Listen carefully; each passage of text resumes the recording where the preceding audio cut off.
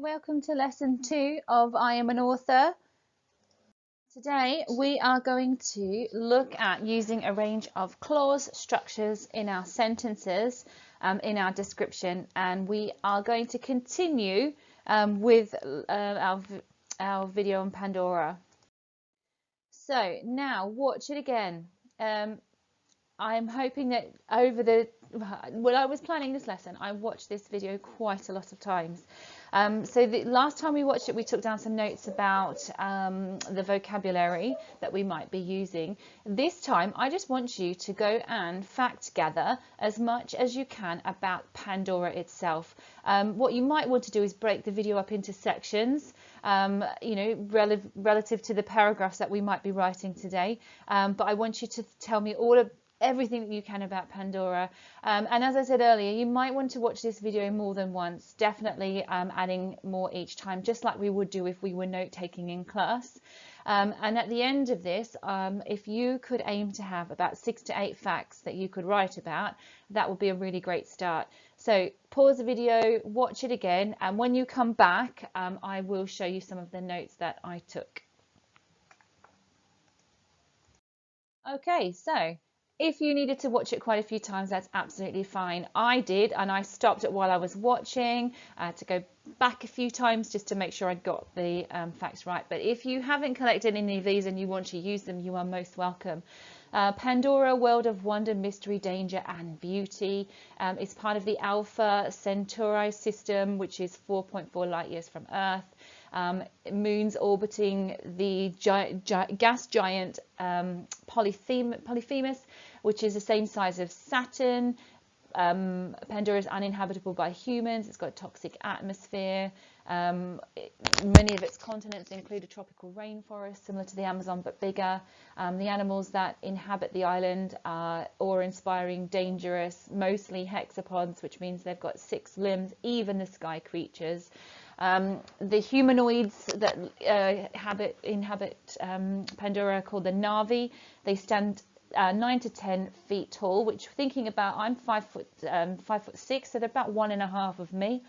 They've got the direhorse, which is a behemoth. The banshee is how they hunt from the air. Underneath the canopy contains many vicious predators. On Pandora, you'll find beauty in frightening things. Magnetic fields, along with properties of unobtainium, allow the Hallelujah Mountains to float in flux, constantly moving. And we looked at the word flux yesterday, meaning that it had a flow. We talked a little bit yesterday about unobtainium as well, the most efficient superconductor known to exist, rare earth mineral, and why humans are on Pandora. It's the sole reason for their presence. If you do get a chance to watch the movie, I think it is a 12, so it might be something that your parents might not want you to watch. But if they do, it's a great film, and looking at us humans and what we're doing on there, it actually makes me a little bit sad. But there we are. They're trying to mine for unobtainium because Earth has run out of it. So every little living thing on Pandora has a bioluminescent qualities that set the night aglow. Plants, animals, marine organisms. Ecology works like a nervous system, making all things work in a symbiotic relationship. A nervous system, we have a nervous system which is where all the messages get passed through our body from our brain. It travels through the nerves. Feelings, everything travel through our nervous system, and everything on Pandora works like that nervous system. And the Tree of Souls, which is sacred to the Navi, believed to be the heart of all life. Everything on Pandora is connected to that tree. And humans believe that Pandora will give them hope for planet Earth. We're in a futuristic world here where planet Earth has run out of resources, and Pandora is the answer. The box has been opened. If you've ever heard that old story about opening Pandora's box, should you, shouldn't you, what's going to be inside?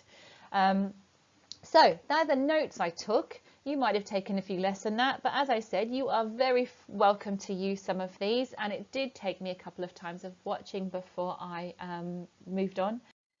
So let's have a look at some of the clause structures that I would like you to use in your sentence practice today. And all we are doing today is a bit of practice. We've taken the notes and I'm just going to revise some clause structures. So you can download all of these posters from our website as well if you've forgotten what they are.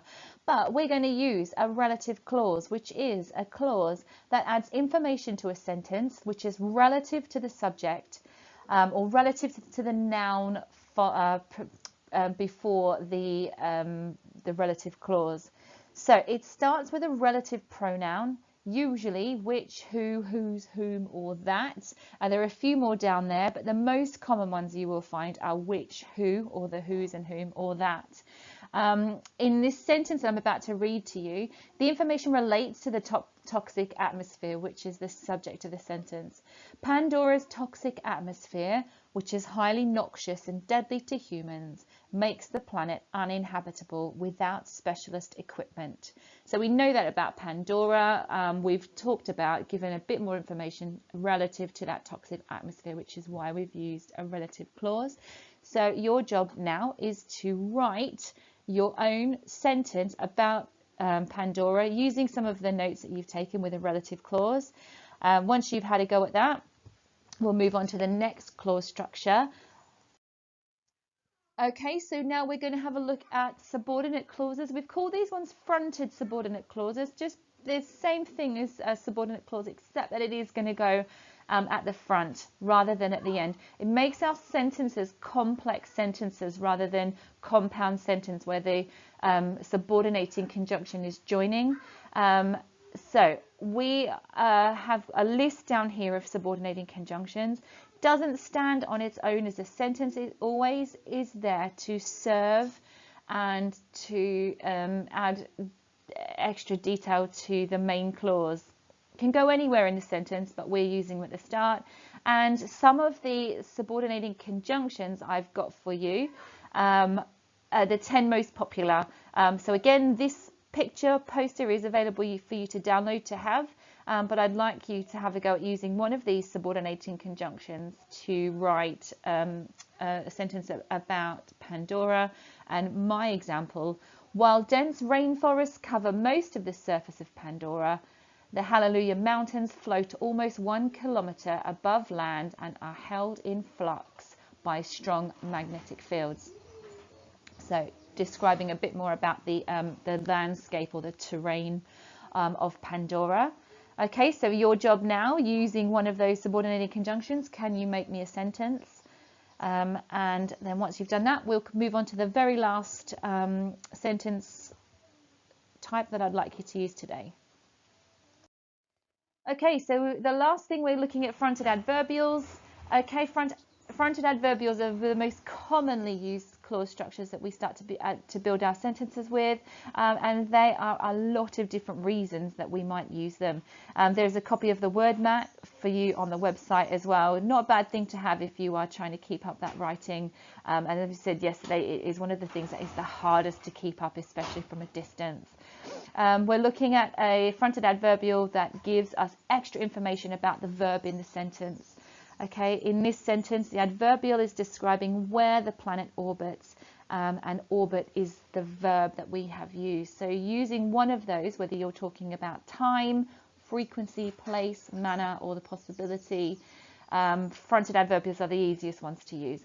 Okay, and they can be one word, they can be a phrase as well. So mine, located in Alpha Centauri system over 4.4 light years from Earth, Pandora orbits the gas giant Polyphemus. So can you now write a sentence with a fronted adverbial? So today's tasks, a bit of note taking and then 3 practice sentences.